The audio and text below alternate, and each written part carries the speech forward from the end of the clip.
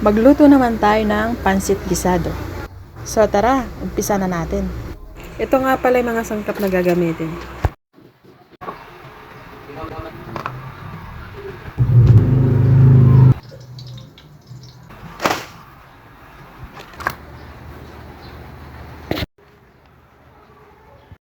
So ayan, inuna ko lang ipirito ang squid ball. Then after that, sinet aside ko muna siya. Nagisa na rin ako ng bawang sibuyas at hinulog ko na yung manok. Then after ilang minuto, hinulog ko na din yung carrots and beans. Yan. At naglagay na rin ako ng paminta at pampalasa nito, mga toyo.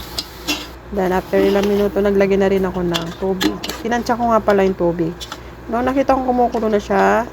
Tinanggal ko muna yung mga gulay. Sinet aside ko muna siya.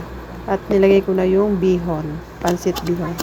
Nung kumulo na yung bihon, nilagay ko na yung Baguio pechay at yung kaninang sinet aside ko.